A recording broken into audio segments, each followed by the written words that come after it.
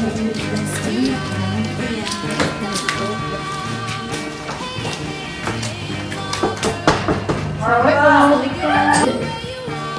sebentar. Assalamualaikum. Ya, halo Ri.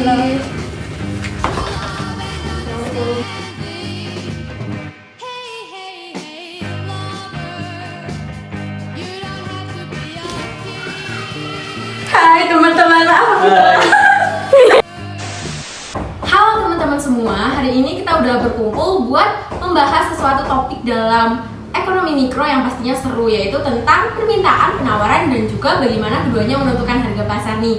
Dan bareng kelompok 7 dari Prodi Akuntansi, kita akan kupas tuntas tentang materi tersebut. Permintaan. Secara sederhana, permintaan adalah jumlah barang atau jasa yang ingin dibeli oleh konsumen pada berbagai tingkat harga dalam periode waktu tertentu.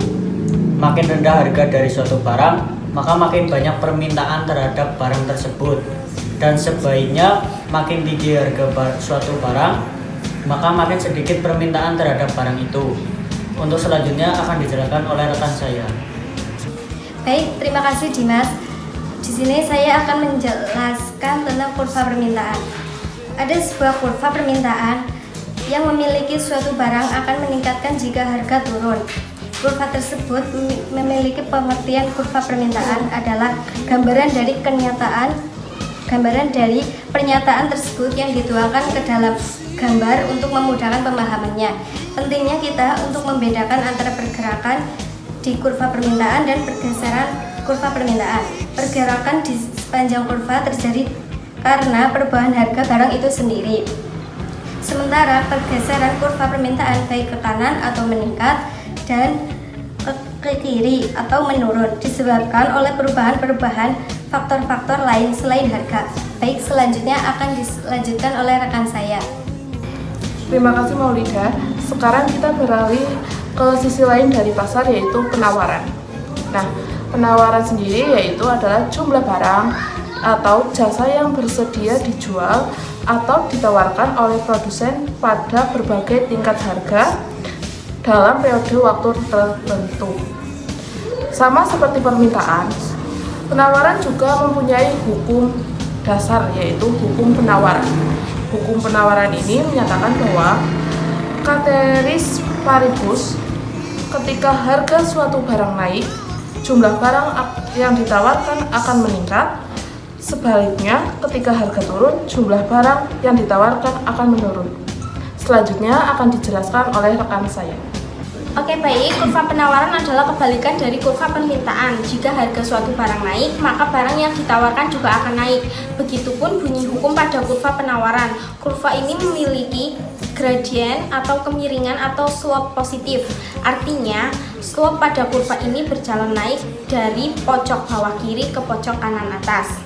Sama seperti permintaan, kita juga perlu membedakan antara pergerakan di sepanjang kurva penawaran atau karena perubahan harga barang itu sendiri.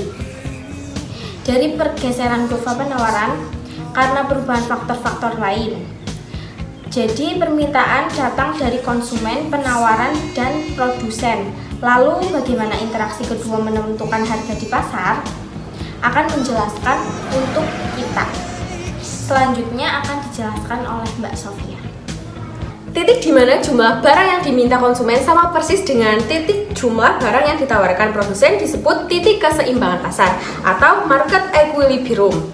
Kemudian pada titik ini harga yang terbentuk disebut harga keseimbangan atau equilibrium price, dan kuantitas barang yang diperjualbelikan disebut kuantiti keseimbangan atau equilibrium quantity. Nah, secara grafis titik keseimbangan ini adalah titik perpotongan antara kurva permintaan dan juga kurva penawaran. Apa yang terjadi jika harga pasar tidak berada pada titik keseimbangan akan dijelaskan oleh teman saya. Jadi, jika harga pasar berada di atas harga keseimbangan, maka jumlah barang yang ditawarkan akan lebih banyak daripada jumlah yang diminta.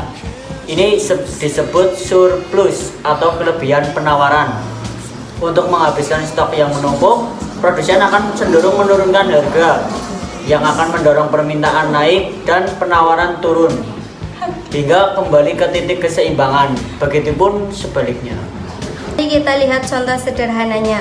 Bayangkan pasar sepatu. Jika pada harga 200.000 konsumen hanya mau membeli 100 pasang, tetapi produsen siap menjual 300 pasang atau surplus. Produsen akan menurunkan harga jika pada harga 100.000 konsumen mau membeli 500 pasang, tetapi produsen hanya mau menjual 150 pasang atau sortag. Harga akan naik akhirnya mungkin pada harga 150.000 konsumen mau membeli 250 pasang dan produsen juga mau menjual 250 pasang. Ini adalah harga dan kuantitas keseimbangannya. Selanjutnya akan dijelaskan oleh rekan saya. Mekanisme inilah yang secara otomatis menggerakkan harga menuju titik di mana keinginan pembeli dan penjual bertemu. Konsep keseimbangan pasar ini sangat fundamental dalam ekonomi mikro. Jadi teman-teman, dalam video ini kita telah mempelajari konsep dasar permintaan, penawaran, dan bagaimana interaksi keduanya di pasar menentukan harga dan kuantitas keseimbangan. Selanjutnya akan dijelaskan oleh rekan saya. Oke, selanjutnya akan saya jelaskan. Permintaan dipengaruhi oleh harga barang itu sendiri dan berbagai faktor lain dari sisi konsumen. Penawaran dipengaruhi oleh harga barang itu sendiri dan faktor-faktor lain dari sisi produsen. Oke, baik, selanjutnya akan dijelaskan oleh Mbak Sofia. Jadi, titik pertemuan antara permintaan dan penawaran adalah titik keseimbangan pasar. Kemudian, di mana harga dan kuantitas yang diminta sama dengan yang ditawarkan. Nah, itu tadi penjelasan dari kelompok 7. Semoga bisa bermanfaat. Sampai jumpa. Ya.